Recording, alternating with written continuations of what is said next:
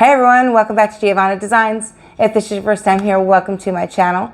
So I'm hoping that today is super helpful for everyone. We're going to talk about the PrizmPour product and sort of clear up some misconceptions and some misunderstandings for you guys.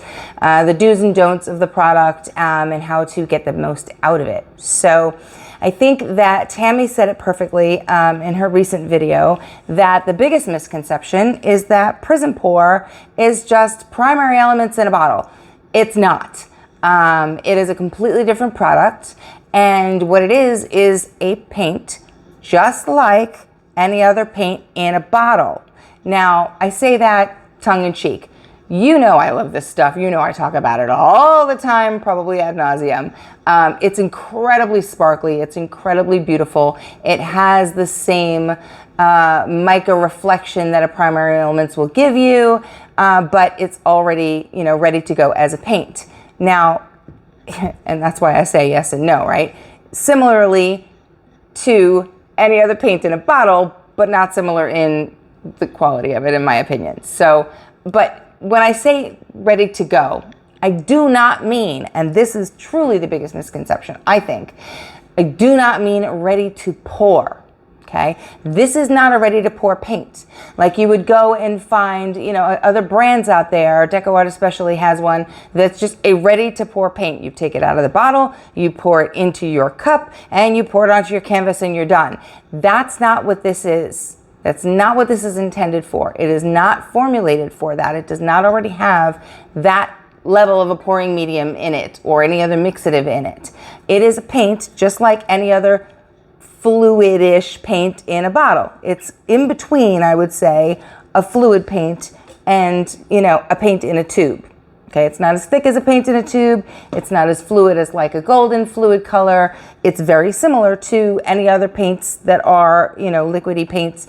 In the LiQWYD is a perfect example. Modern Masters is another good brand that it would be similar to if you don't have them yet, just so you understand what that means. So what that means is then you would then still add other products to it in order to create the pieces of art that you want to create, just like you would to any other paint.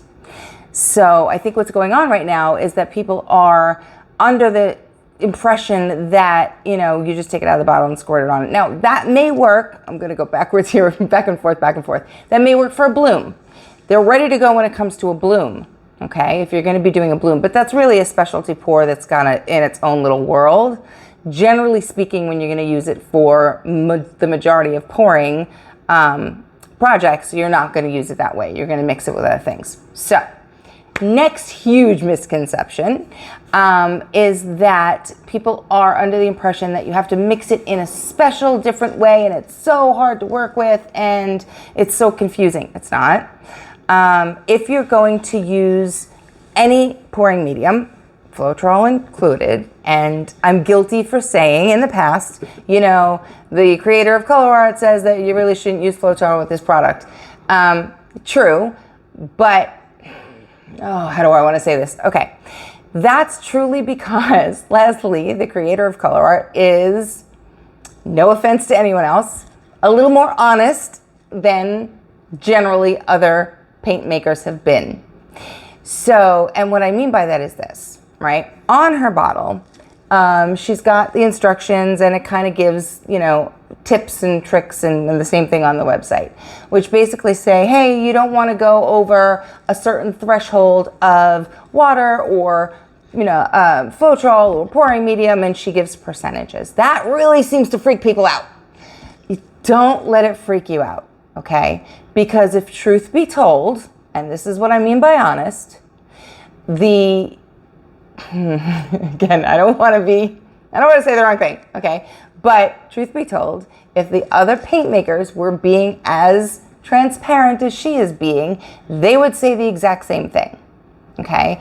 The reason why Leslie has been so forthcoming about, hey guys, you might not want to use Floetrol with my product, is because they are known for being ultra metallic, super sparkly, incredibly vibrant paints.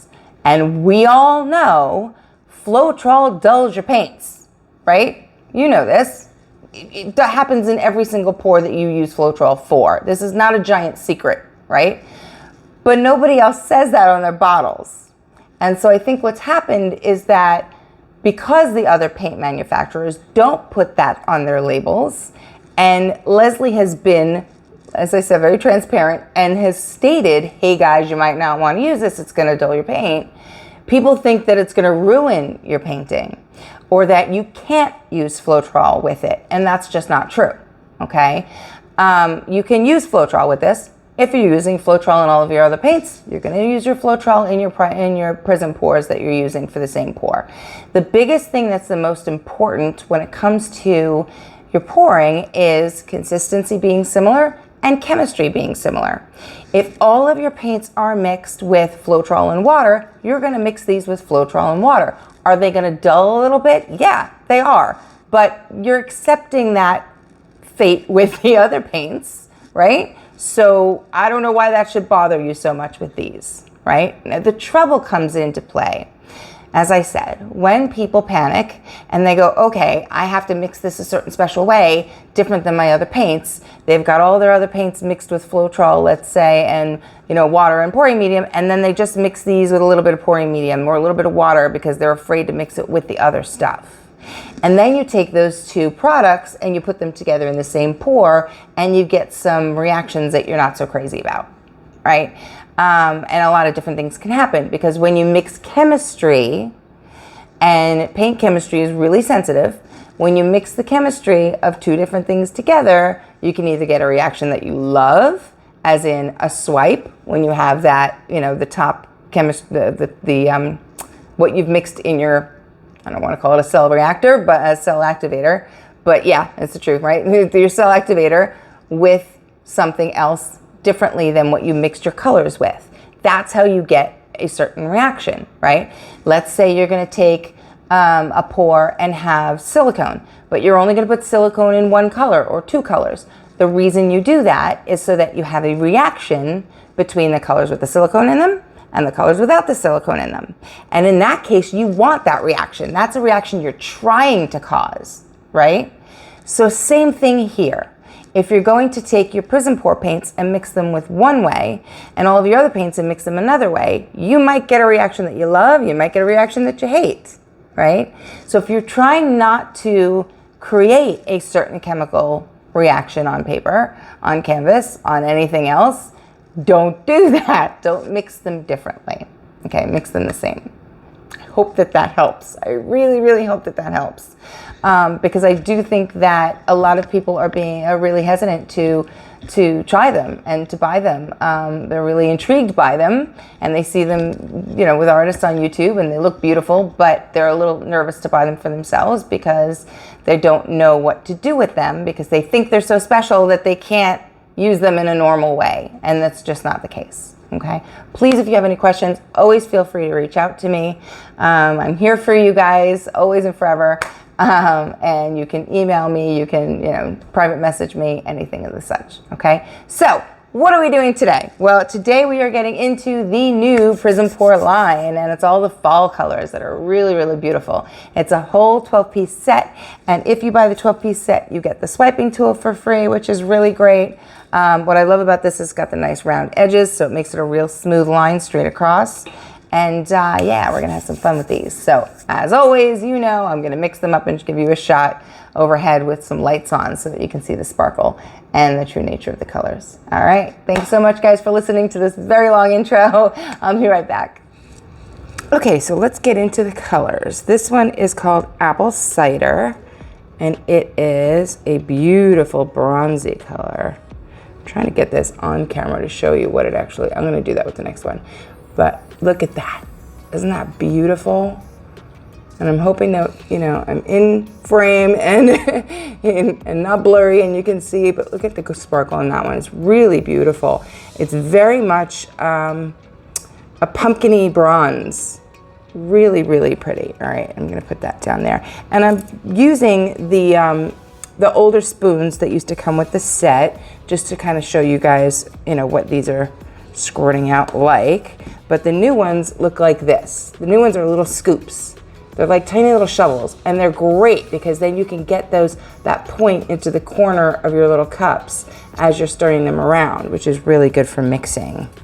Love that. Okay, so this one is called Water Dragon, and let me see if I can do this better than I did the other one, right? So, because I want to, maybe not. I'm gonna try. I want you guys to see the thickness of the paint as I'm squeezing it out. You see? It's very fluid without being a fluid paint. Look at that. Oh, that is gorgeous. That is my song. I love this color. This is very much like a blue teal. Just beautiful. And look at that sparkle. It's beautiful. A lot of the colors in this new set are actually in the blue and purple tones, or violet tones, whatever you want to call it. So that's just, again, right up my alley. All right, we'll try to do it on this side now. If I'm just squeezing, ever see that? See how that comes out? That's the thickness of it. And I don't know if I blended that one really well, but this one, oof, that one is blue velvet. I'm reading that wrong. Look at that. The depth of that color. Oh, I hope you can see that on camera. It's just gorgeous. That is a sapphire blue if I've ever seen one. Oh my gosh. Beautiful. Okay, this one is Claret, or Claret, depending on your opinion on how to say it right. I'll put a little bit less in this one, see if you can see the swirls in that. Look at that. So that's just the kind of the depth and variety of color within the actual tone of the paint. Isn't that pretty? So nice. Okay. I always ooh and ah over these. You know me. I love them so much. Tuscan Sun. And it's mostly because of the level of sparkle, to be honest. You know, I really, truly, ooh, I got a couple of bubbles there. They want to stick around. And this one's a gorgeous, gorgeous sunny yellow. Can you see that sparkle? Look at that. There we go. If I can kick the light on top of it, then I can get you the true color. Beautiful. Yeah, I'm just a sparkle girl. I just love it. I can't help it. Northern Sky. Ooh, this one has like a violet pearl in it. Ooh. There you go.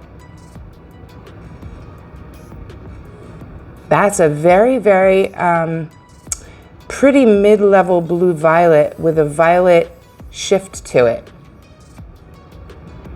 I think it's coming up much more violet on camera than it actually is. It's more blue than that.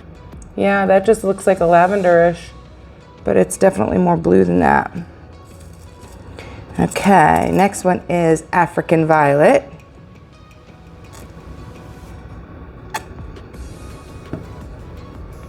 I mean, that's just the depth of the blue velvet, but in a violet tone. Gorgeous. Oh, I'm gonna have so much fun with these paints. Now, one of the things I didn't mention earlier also is that, you know, when you're worrying about the level of sparkle that you may lose if you want to use a product like a Floetrol or some of the other, you know, gel mediums. Yes, you're gonna lose a little bit of that sparkle, but you can get it back. You can get the majority of it can come back when you're gonna top coat it with a resin or a good varnish, a really good high gloss varnish. This one's gonna go right off of my hand if I don't hurry up. And that one is Fandango. Ooh, what a fun name. Very much a pretty key lime green.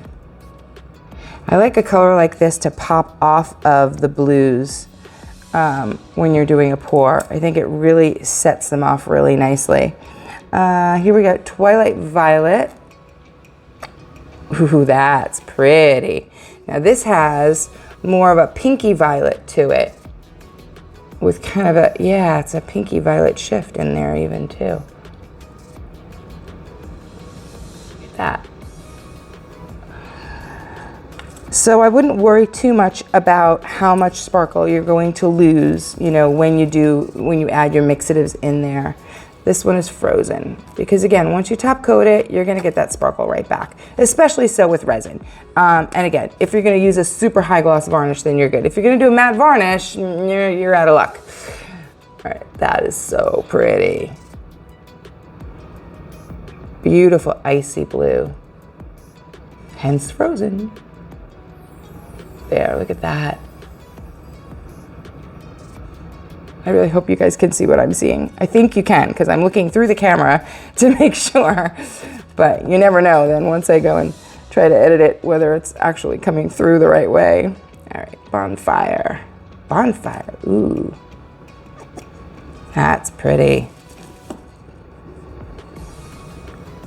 A very rusty, fiery bronze.